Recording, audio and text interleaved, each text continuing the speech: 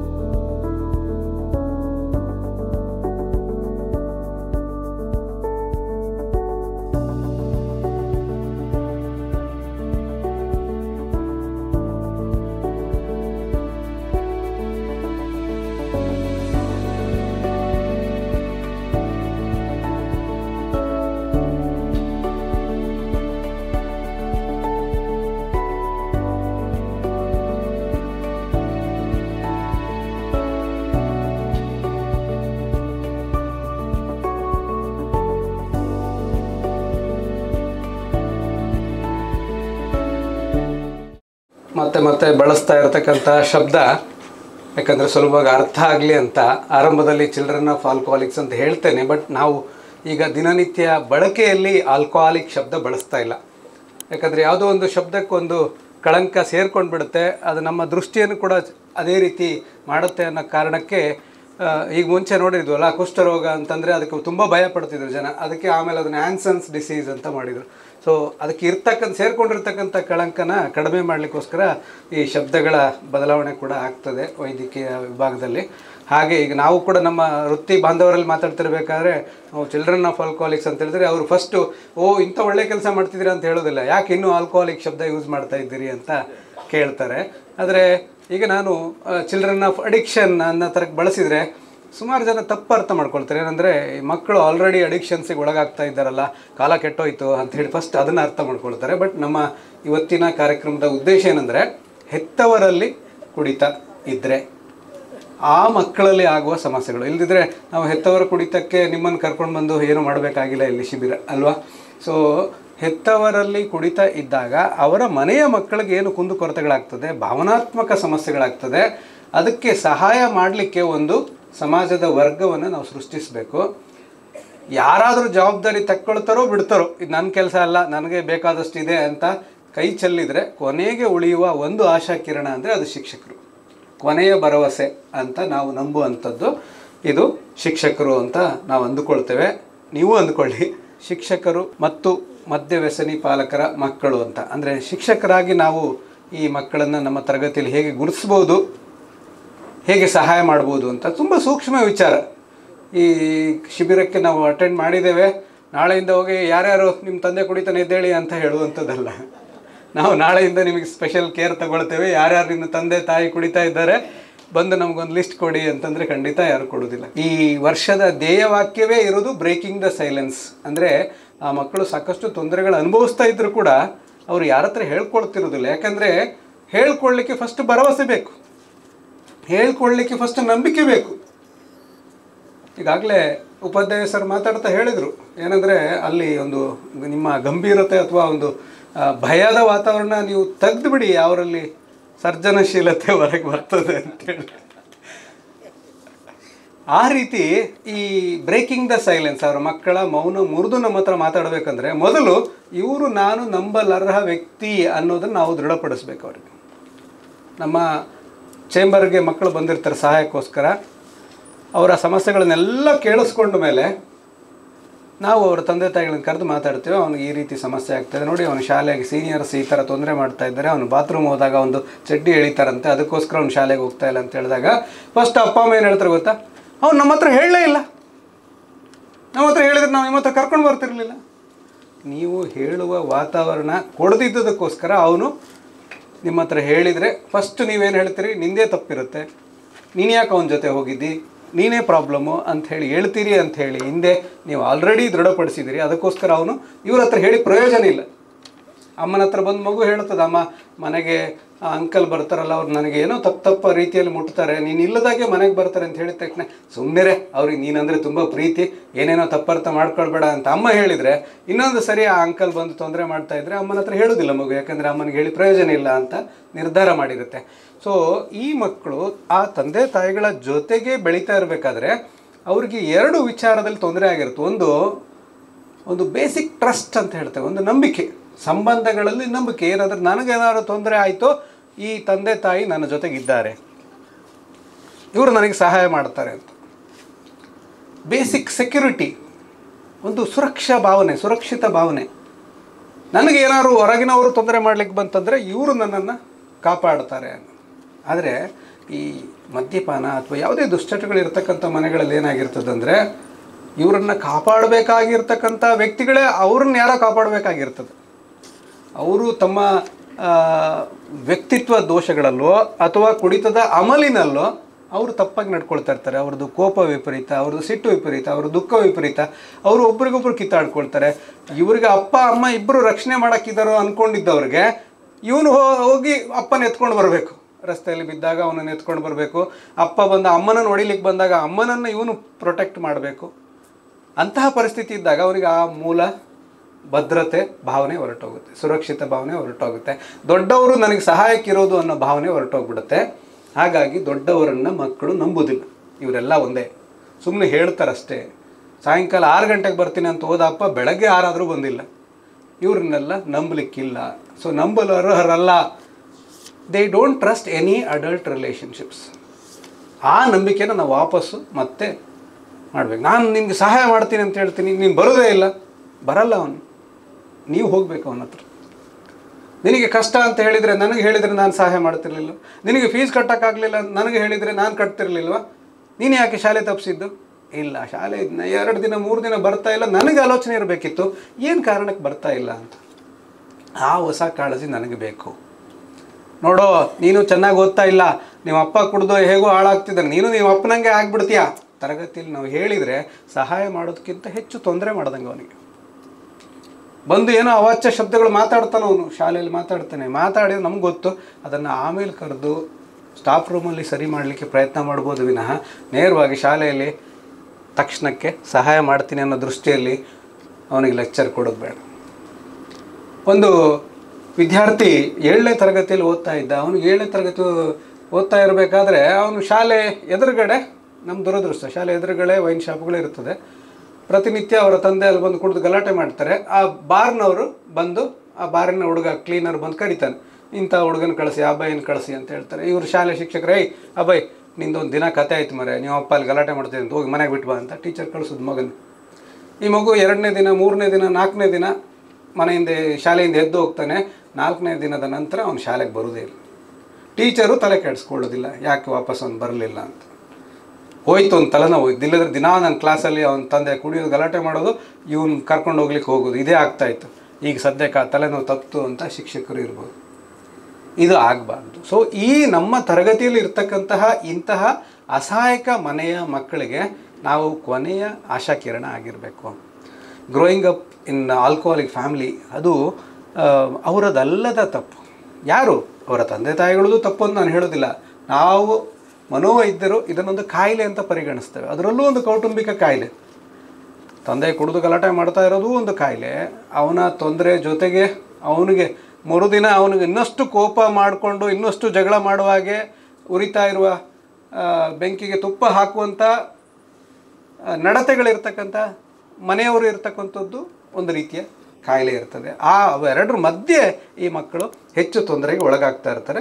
ಮತ್ತು ಅವರದೇ ಅನುವಂಶೀಯ ಗುಣಗಳು ಕೆಲವೊಂದು. ಬೆಳಗ್ಗೆ ಸಾಕಷ್ಟು ಮೆದುಳಿನ ಬೆಳವಣಿಗೆ ಬಗ್ಗೆ ಹೇಳ್ತಾ ಇದ್ರು. ಅಲ್ಲಿ ಇರ್ತಕ್ಕಂತಹ ಸಮಸ್ಯೆಯಲ್ಲೇ ಬೆಳೀತಾ ಇರ್ತಕ್ಕಂಥ ಮಕ್ಕಳು ಆಲ್ರೆಡಿ ದೇ ಆರ್ ಪ್ರೂನ್, ಅಂದರೆ ಅವ್ರಿಗೆ ಸಮಸ್ಯೆಗಳಾಗಬಹುದಾದಂತಹ ಅನುವಂಶೀಯ ಗುಣಗಳು ಬಂದಿರ್ತದೆ. ಅಂದರೆ ಮದ್ಯ ವ್ಯಸನಿಯ ಮಗು, ಅವನು ಕೋಪ ಜಾಸ್ತಿ, ತಂದೆಗೆ ಗಡಿಬಿಡಿ ಜಾಸ್ತಿ, ಸಿಟ್ಟು ಜಾಸ್ತಿ, ತಾಳ್ಮೆ ಕಡಿಮೆ ಎಲ್ಲ ಇತ್ತಲ್ಲ, ಆ ಗುಣಗಳು ಮಗುವಿಗೆ ಬರುವ ಸಾಧ್ಯತೆ ಹೆಚ್ಚು. ಹೆಚ್ಚಾಗಿದ್ರೆ ನಾವೇನು ಮಾಡಬೇಕಾಗಿದ್ರೆ ಅದಕ್ಕೆ ಒಂದು ಒಳ್ಳೆಯ ವಾತಾವರಣ ಕಲ್ಪಿಸ್ಕೊಟ್ರೆ ಅವನನ್ನು ಹಾಡು, ನೃತ್ಯ, ಸಂಗೀತ, ಕಲೆ, ಡ್ರಾಯಿಂಗು ಯಾವುದರಲ್ಲೋ ಒಂದು ಬೇರೆ ಪ್ರಕ್ರಿಯೆಗಳಲ್ಲಿ ಅವ್ರನ್ನ ಸೇರಿಸ್ಕೊಂಡ್ರೆ ಏನಾಗುತ್ತೆ, ಮೊದಲು ಇದ್ದ ಗುಣಗಳು ಕಾಯಿಲೆ ರೂಪಕ್ಕೆ ಪ್ರಕಟಗೊಳ್ಳಲಿಕ್ಕೆ ಹೆಚ್ಚು ಸಮಯ ತೆಗೆದುಕೊಳ್ಳುತ್ತೆ. ಹೆಚ್ಚು ಸಮಯ ತೆಗೆದುಕೊಳ್ಳಿ, ಅದರಲ್ಲೂ ಒಂದು 20 ವರ್ಷದ ಒಳಗೆ 22 ವರ್ಷದ ಒಳಗೆ ಈ ಮಕ್ಕಳು ಮದ್ಯ ಅಥವಾ ಮಾದಕ ದ್ರವ್ಯ ಸೇವನೆಯನ್ನು ನಾವು ತಪ್ಪಿಸಿದ್ರೆ ಅಲ್ಲಿಗೆ ನಾವು ಗೆದ್ದ ಹಾಗೆ. ಯಾಕೆ 20-22 ವರ್ಷದವರೆಗೂ ಮಿದುಳು ಬೆಳೀತಾ ಇರ್ತದೆ, ಮಿದುಳಿನ ಮೇಲೆ ಒಂದು ಪೊರೆ ಬೆಳೀತಾ ಇರ್ತದೆ, ಮೈಲಿನೇಷನ್ ಅಂತ ಹೇಳ್ತೇವೆ.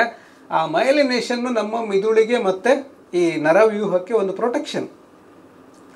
ಅದರ ಮಧ್ಯದಲ್ಲೇ ಅದು ಕಂಪ್ಲೀಟ್ ಆಗೋದಕ್ಕಿಂತ ಮುಂಚೆ ಮಗು ತಂಬಾಕು ಸೇವನೆ ಮಾಡ್ದ, ದುಶ್ಚಟಗಳ ಸಹವಾಸ ಮಾಡ್ದ, ಆಲ್ಕೋಹಾಲ್ ಸೇವನೆ ಮಾಡಲಿಕ್ಕೆ ಶುರು ಮಾಡ್ದ ಅಂದರೆ ಅವನ ಮಿದುಳಿಗೆ ಮತ್ತು ಅವನ ಈ ನರವ್ಯೂಹಕ್ಕೆ ತೊಂದರೆ ಆಗಿ ಅವನಲ್ಲಿ ದೀರ್ಘಕಾಲೀನವಾದಂತಹ ತೊಂದರೆಗಳು ಉಂಟಾಗೋ ಸಾಧ್ಯತೆ ಇರುತ್ತೆ.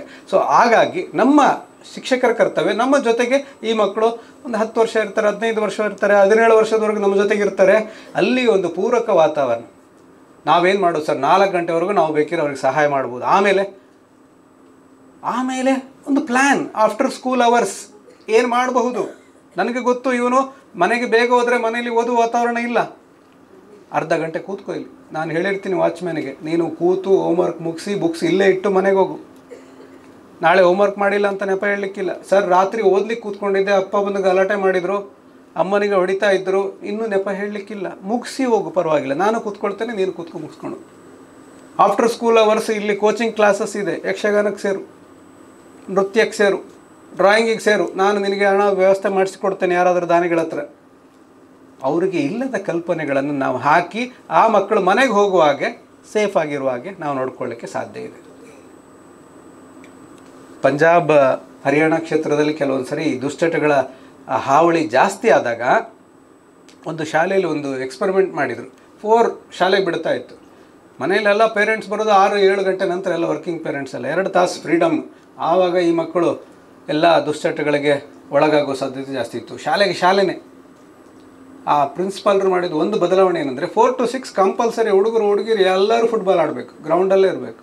ಅವ್ರಿಗೆ ಶಾಲೆ ಬಿಡುತ್ತೆ, ಆದರೆ 4 to 6 compulsory football in the ground. ಕೆಲವೊಂದು ದಿನಗಳು ನಂತರ, ಕೆಲವು ತಿಂಗಳುಗಳ ನಂತರ ತುಂಬ ಬದಲಾವಣೆ ಆಗ್ಬಿಡುತ್ತೆ ಶಾಲೆಯಲ್ಲಿ. ಮಕ್ಕಳ ದುಶ್ಚಟಗಳಲ್ಲಿ ತುಂಬ ಇಳಿಕೆ ಆಯಿತು. ಅದರ ಜೊತೆಗೆ ಅವರ ಏಕಾಗ್ರತೆ ಇಂಪ್ರೂವ್ ಆಯಿತು, ಅವರ ಆಟ ಪಾಠಗಳಲ್ಲಿ ಭಾಗವಹಿಸುವಿಕೆ ಜಾಸ್ತಿ ಆಯಿತು, ಇವು ದುರ್ವರ್ತನೆಗಳು ಕಡಿಮೆ ಆಯಿತು ಶಾಲೆಯಲ್ಲಿ. ಒಂದು ಬದಲಾವಣೆ ಏನು, ಕಂಪಲ್ಸರಿ ಎಲ್ಲರೂ 6 ಗಂಟೆವರೆಗೂ ಹೋಗಂಗಿಲ್ಲ, ಅಲ್ಲಿ ಆಟ ಆಡಿಯೇ ಹೋಗ್ಬೇಕು. ಆಡದಿದ್ರೆ ಕೂತ್ಕೊಂಡು ಆಟ ನೋಡು, ಮನೆ ಹೋಗ್ಲಿಕ್ಕಿಲ್ಲ ಅನ್ನೋ ರೀತಿ. ನಮ್ಗೆ ಎಲ್ಲೆಲ್ಲಿ ಅವಕಾಶ ಇದೆ ಅದನ್ನು ಮಾಡಬೇಕು.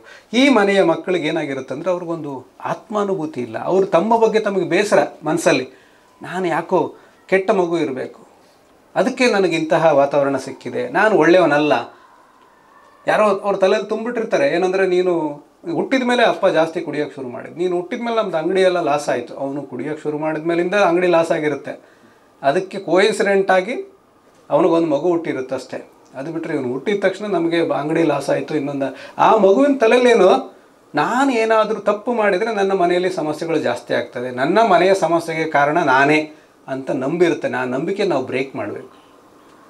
ಇಲ್ಲ, ನಿನ್ನ ಮನೆಯ ಸಮಸ್ಯೆಗೆ ಒಂದು ಕಾಯಿಲೆ ಅಷ್ಟೇ, ಅಪ್ಪನೂ ಒಳ್ಳೆಯವರೇ ಅಮ್ಮನೂ ಒಳ್ಳೆಯವರೇ, ಅದಕ್ಕೆ ಚಿಕಿತ್ಸೆ ಕೊಡಿಸ್ಬೇಕು. ಅದು ನಿನ್ನಿಂದ ಆಗೋದಿಲ್ಲ. ನೀನು ಮಾಡಬೇಕಾಗಿರೋದೊಂದೇ, ಶಾಲೆಗೆ ನೀಟಾಗಿ ಬಾ, ಸ್ನೇಹಿತರ ಜೊತೆಗೆ ಆಟ ಆಡು, ಪಾಠ ಚೆನ್ನಾಗಿ ಕಲ್ತ್ಕೊ, ಒಳ್ಳೆಯ ವಿದ್ಯಾಭ್ಯಾಸ ಮಾಡ್ಕೊ. ನಿನ್ನ ಕಾಲ ಮೇಲೆ ನೀನು ನಿಂತ್ಕೊಂಡ್ಮೇಲೆ ಅವ್ರನ್ನ ಚಿಕಿತ್ಸೆ ಕರ್ಕೊಂಡು ಹೋಗು.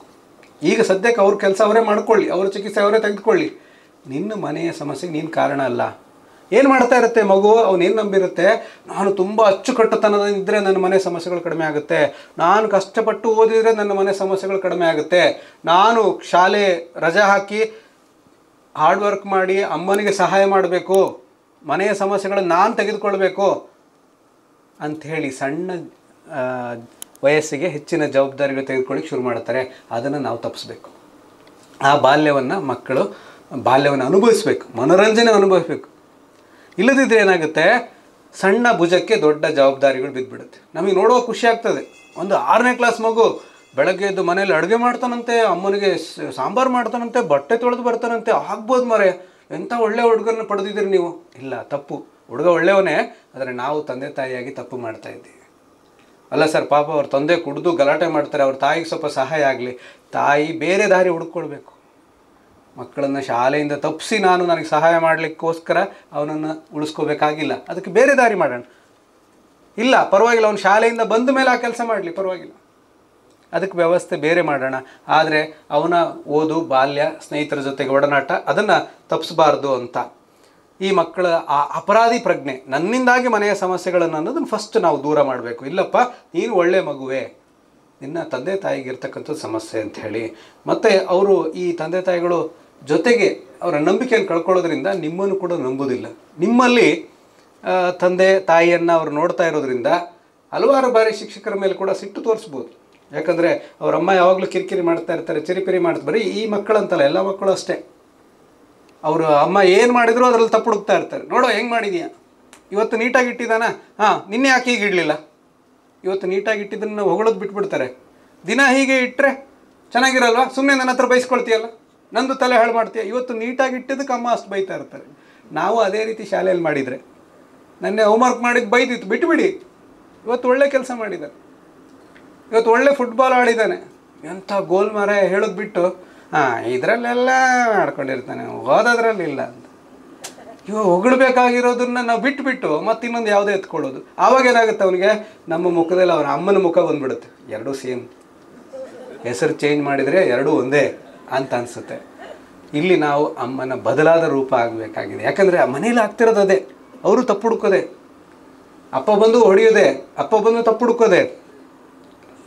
ಇಲ್ಲಿ ನಾವು ಮೇಸ್ಟ್ರಾಗಿ ಬದಲಾಗಬೇಕಾಗುತ್ತೆ, ಅದೇ ತಪ್ಪು ಮಾಡಬಾರ್ದು. So they have lost trust in adult relationship. ಅದಕ್ಕಾಗಿ ಅವರು ಏನು ಮಾತಾಡ್ಕೊಂಡಿದ್ದಾರೆ, ಏನು ರೂಲ್ಸ್ ಮಾಡ್ಕೊಂಡಿದ್ದಾರೆ ಅವರು ಅಂತಂದರೆ, don't talk, don't trust, don't feel. ಅಂದರೆ ಯಾರ ಹತ್ರ ಮಾತಾಡಬೇಡ, ಒಂದು ಹೇಳಿದರೆ ನಿನ್ನ ಮರ್ಯಾದೆನೇ ಹೋಗ್ತದೆ, ಮನೆಯ ಮರ್ಯಾದೆ ಹೋಗ್ತದೆ. ಡೋಂಟ್ ಫೀಲ್, ನಿನ್ನ ಭಾವನೆಗಳಿಗೆ ಇಲ್ಲಿ ಬೆಲೆ ಇಲ್ಲ. ಹಾಗಾಗಿ ನೀನು ಯಾರ ಹತ್ರನೂ ನನಗೆ ಬೇಸರ ಆಗಿದೆ, ನನಗೆ ದುಃಖ ಆಗಿದೆ, ನನಗೆ ಕಷ್ಟ ಆಗ್ತಿದೆ ಅಂತ ಹೇಳ್ಕೊಂಡು ಕೂಡ ಪ್ರಯೋಜನ ಇಲ್ಲ. ಡೋಂಟ್ ಟ್ರಸ್ಟ್, ಯಾರೂ ನಂಬಿಕೆಗೆ ಅರ್ಹರಲ್ಲ. ಎಲ್ಲರೂ ಒಳ್ಳೆಯದು ಅಂತ ಹೇಳ್ತಾರೆ, ಮತ್ತು ಅದೇ ರೀತಿ ನಡ್ಕೊಳ್ಳೋದಿಲ್ಲ. ಸೊ ಯಾರನ್ನು ನಂಬೇಡ. ಈ 3 ವಾಕ್ಯಗಳನ್ನು ನಾವು ಚೇಂಜ್ ಮಾಡಬೇಕು. ಅವರಿಗೆ ನಾವು ಏನು ಕಲ್ಪಿಸ್ಕೊಡ್ಬೇಕು ಅವರಿಗೆ ಅಂತಂದರೆ, ನಾವು ಹೀಗೆ ಏನೆಲ್ಲ ವಿಷಯಗಳು ಬಂದಾಗ ಅವ್ರಿಗೆ ಜನರಲ್ಲಾಗಿ ಹೇಳಬೇಕು, ಮಕ್ಕಳೇ ನಿಮ್ಗೆ ಏನಾದ್ರು ಕಷ್ಟಗಳಿದ್ದರೂ ಕೂಡ ನಂಬಿಕೆಗೆ ಅರ್ಹರಾದ ವ್ಯಕ್ತಿಗಳು ನಮ್ಮ ಸುತ್ತಮುತ್ತ ಇರ್ತಾರೆ. They are called helpers. We have to find our helpers. ನಾವು ನಂಬುವಂತಹ ಸುರಕ್ಷಿತ ವ್ಯಕ್ತಿಗಳು ಯಾರು ಅಂತ ನಾವು ಕಂಡುಹಿಡ್ಕೊಳ್ಬೇಕು. ಅದು ನನ್ನ ಕ್ಲಾಸ್ ಟೀಚರಾ, ಅದು ನನ್ನ ವಾರ್ಡನ್ನ, ಅದು ನನ್ನ NCC ಲೀಡರಾ, ನನ್ನ ಕ್ಯಾಪ್ಟನ್ನ, ನನ್ನ ಫ್ರೆಂಡಾ, ನನ್ನ ಚಿಕ್ಕಪ್ಪನ, ನಾವು ಐಡೆಂಟಿಫೈ ಮಾಡ್ಕೊಳ್ಬೇಕು. ನಾವು ಗುರುತಿಸುವಂತಹ ಸುರಕ್ಷಿತ ವ್ಯಕ್ತಿಗಳ ಹತ್ರ ನಮ್ಮ ಎಲ್ಲ ಬೇಸರ ದುಃಖವನ್ನು ಹೇಳ್ಕೊಳ್ಬೇಕು. ಹೇಳ್ಕೊಂಡಾಗ ನಮ್ಮ ಮನಸ್ಸು ಹಗುರ ಆಗ್ತದೆ. ಇಲ್ಲ ನಿಮಗೆ ಯಾರ ಹತ್ರ ಹೇಳ್ಕೊಳ್ಳೋಕ್ಕೆ ಮನಸ್ಸಿಲ್ಲ, ಕೂತ್ಕೊಂಡು ನಿನಗೆ ಏನೇನು ಬೇಜಾರಾಗ್ತದೆ ಒಂದು ಪೇಪರಲ್ಲಿ ಬರೆದು ಅದನ್ನು ಹರಿದಾಕು. ಆದರೆ ಆ ದುಃಖವನ್ನು ಹೊರಗಾಕು. ಗ್ರೌಂಡಿಗೆ ಬಂದಿದೆಯಾ, ನಿನಗೆ ತುಂಬ ಬೇಸರ ಆಗಿದೆಯಾ, ಮನೆಯಿಂದ ಬಂದು ಒಂದು 3 ಸರಿ ಓಡು, ಗ್ರೌಂಡಲ್ಲಿ ಓಡಿ ಬಂದು ಕೂತ್ಕೋ, ಹೋಗಿ ನೀರು ಕುಡಿದು ಬಾ, ಒಂದು ಒಳ್ಳೆ ಡ್ರಾಯಿಂಗ್ ಬಿಡಿಸು. ಅವನಿಗೆ ಅವನ ಭಾವನೆಗಳನ್ನು ವ್ಯಕ್ತಪಡಿಸ್ಲಿಕ್ಕೆ, ಅಭಿವ್ಯಕ್ತಪಡಿಸ್ಲಿಕ್ಕೆ ದಾರಿಗಳನ್ನು ನಾವು ಹುಡುಕಿ ಕೊಡಬೇಕು. ಅದು ಈ ಕಲೆಯ ಮುಖಾಂತರ ಆದರೆ ತುಂಬ ಒಳ್ಳೆಯದು. ಅವನಿಗೆ ಬೇಸರ ಆದರೂ ಡ್ರಾಯಿಂಗ್ ಬಿಡಿಸ್ತಾನೆ, ಬೇಸರ ಆದರೂ ನೃತ್ಯ ಮಾಡ್ತಾನೆ, ಸಂತೋಷ ಆದರೂ ನೃತ್ಯ ಮಾಡ್ತಾನೆ, ಅವನಿಗೆ ದುಃಖವನ್ನು ಹೇಳ್ಕೊಳ್ಳೋಕ್ಕೆ ಕವನ ಆದರೂ ಬರೀತಾನೆ. ಅದು ಒಳ್ಳೆ ರೀತಿಯ ಅಭಿವ್ಯಕ್ತಿ. ಇಲ್ಲದಿದ್ದರೆ ಏನಾಗುತ್ತೆ, ಹದಿಹರೆಯಕ್ಕೆ ಬಂದಾಗ ಅವನಿಗೆ ಹೆಚ್ಚು ರಿಸ್ಕ್ ಏನಿರ್ತದೆ, ಮತ್ತೆ ದುಶ್ಚಟಗಳಿಗೆ ಒಳಗಾಗುವ ಸಾಧ್ಯತೆ ಇರುತ್ತೆ. ಬೇಸರ ಆಗುತ್ತೆ, ಯಾರೋ ಸ್ನೇಹಿತನ ಜೊತೆ ಕುಡಿಲಿಕ್ಕೆ ಹೋಗ್ತಾನೆ, ದುಃಖ ಆಗುತ್ತೆ, ಯಾರೋ ಜೊತೆ ತಂಬಾಕು ಹಾಕ್ತಾನೆ.